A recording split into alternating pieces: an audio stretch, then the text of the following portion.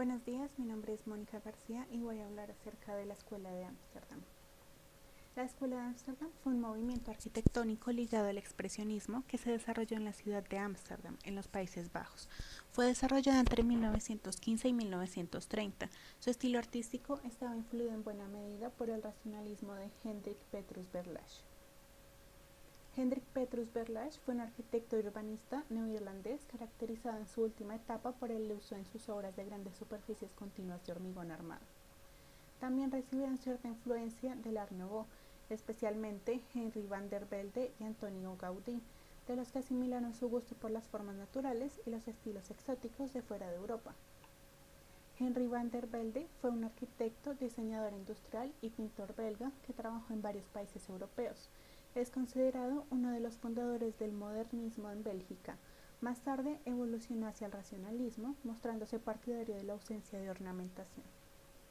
Gaudí fue un arquitecto con un sentido innato de la geometría y el volumen, así como una gran capacidad imaginativa que le permitía proyectar mentalmente la mayoría de sus obras antes de pasarlas a planos. Dotado de una fuerte intuición y capacidad creativa, Gaudí concebía sus edificios de una forma global, atendiendo tanto a las soluciones estructurales como a las funcionales y decorativas.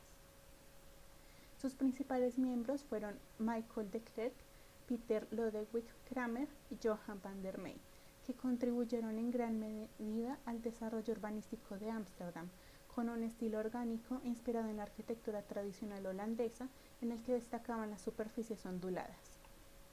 Sus principales obras fueron el Schwarzhuis, que es un edificio en el extremo occidental de Weeseyland, cerca del puerto de Ámsterdam, que es uno de los 100 principales sitios patrimoniales holandeses y generalmente considerado como el primer verdadero ejemplo de la Escuela de Ámsterdam. Un estilo caracterizado por un expresivo dinamismo, ornamentación lujosa y adornos coloridos. Un gran grupo de artistas participó en la extensa decoración tanto del exterior como del interior del edificio. El diseño y la ejecución del edificio fueron confiados a los hermanos Johan Godard y Adolf Daniel Nicolas van Gent. Los hermanos van Gent fueron responsables de la implementación técnica y el diseño del marco de concreto. El diseño arquitectónico se dejó al entonces relativamente desconocido arquitecto Johan van der Mey. Varias características del edificio son particularmente notables.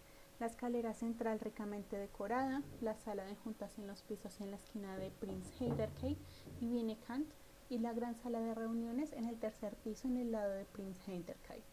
Los herrajes de la escalera central forman un enlace de conexión entre los pisos. El hueco de la escalera está rodeado por vidrieras, implementado y diseñado como casi todo el resto de vidrieras del edificio, por el vidriero William Botham.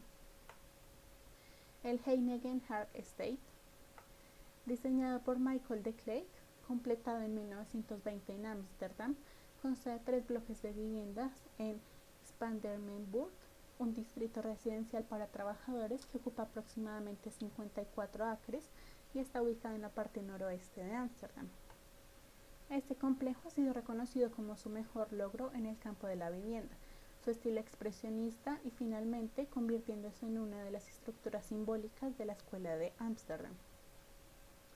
El tejido urbano se define por el bloque urbano, que consiste en el grupo de 3 unidades y su plaza comunitaria.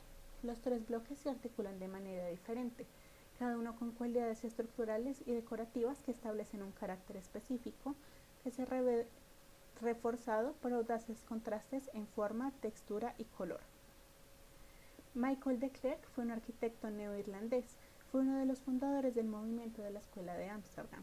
En sus inicios trabajó para otros arquitectos como Edward Cuypers. De sus muchos diseños y proyectos, muy pocos se llegaron a construir. Peter Lodewijk Kramer fue un arquitecto holandés, fue uno de los fundadores de la Escuela de Ámsterdam. De 1917 a 1952 fue el arquitecto responsable de puentes del Departamento de Obras Públicas Municipales de Ámsterdam.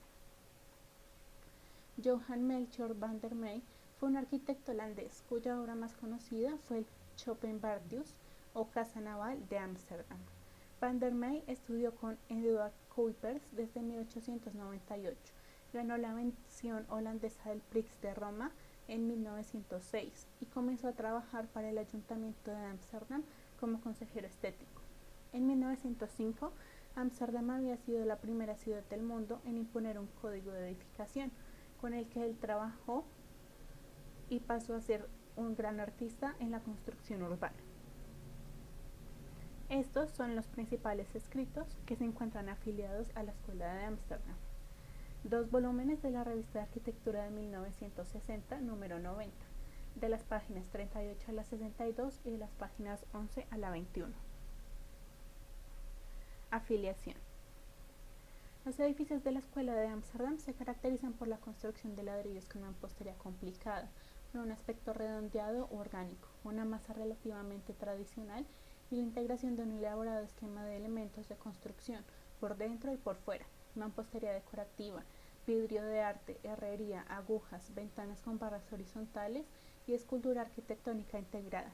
El objetivo era crear una experiencia arquitectónica total, interior y exterior.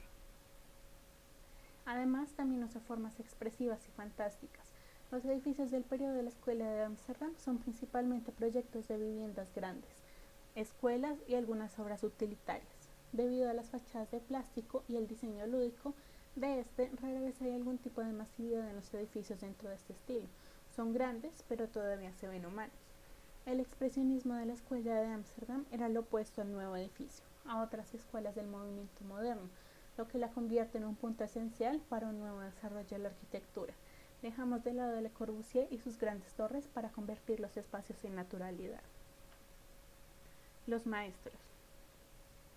Una de las grandes comparaciones de la Escuela de Ámsterdam con el movimiento moderno se podría hacer con Antonio Gaudí, en una de sus grandes obras, la Basílica de la Sagrada Familia, que muestra un claro ejemplo de la arquitectura tomada por la Escuela de Ámsterdam en la construcción de Shep-Bartius. Podemos distinguir 2 niveles de análisis cuando hablamos de la Sagrada Familia, uno referido a sus características estructurales y estéticas y otro referido a su función y significado. Ambos niveles se entrelazan y necesitan mutuamente. Fue esa una de las genialidades de Gaudí y uno de los principales puntos tomados por parte de la Escuela de Ámsterdam. El aspecto orgánico de las fachadas y el interior del templo deriva de la observación de la geometría de la naturaleza, formas puras y fantásticas. Otra de las obras características de este movimiento y relacionada con la modernidad es el Egenhard Estate, que sigue uno de los principios de Le Corbusier, que aunque ha intentado dejarlos de lado, tienen ciertas características tal vez irreverentes o que se pudieron dejar de lado, aunque se plasmó la idea original de la escuela en la construcción y fachadas del edificio. Estamos hablando de Casablanca, una de las obras de vivienda más importantes de Le Corbusier.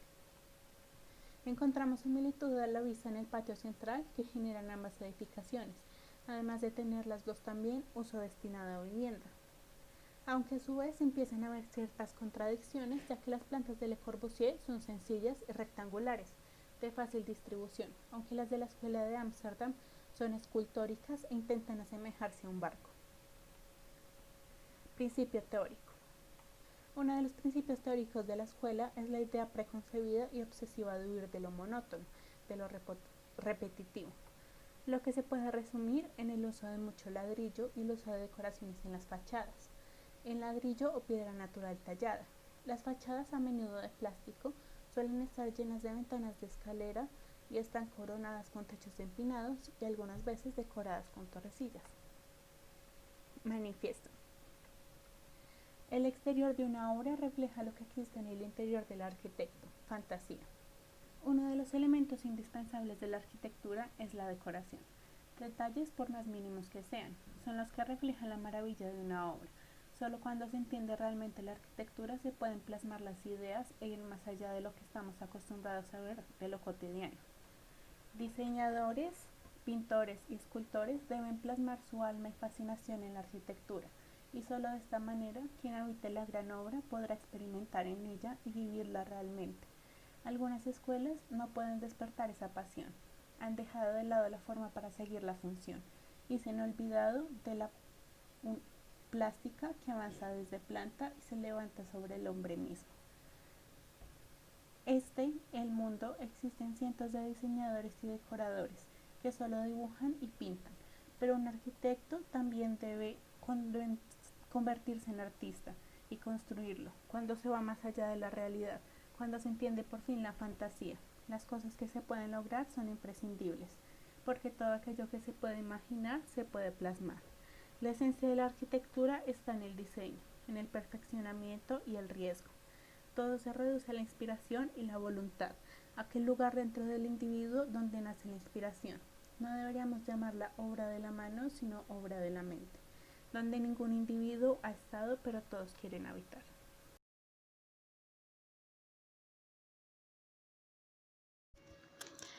Planteamos un edificio construido en base a la Escuela de Ámsterdam. La Escuela de Ámsterdam nos habla sobre la construcción de edificios orgánicos, ornamentados y con la utilización de ladrillo, vidrio y concreto macizo. Lo que queremos hacer son bloques curvos con vidrierías en sus fachadas, en donde los dos principales tienen cubierta en concreto. Hacia los lados se despliegan 3 volúmenes en ladrillo, también ortogonales, que tienen la función de aprovechamiento por parte de la población. Además, se pone un gran plano en vidrio que podría llegar a ser una vidriera para apreciación del usuario y para generar sensaciones en el mismo. Todo esto basándonos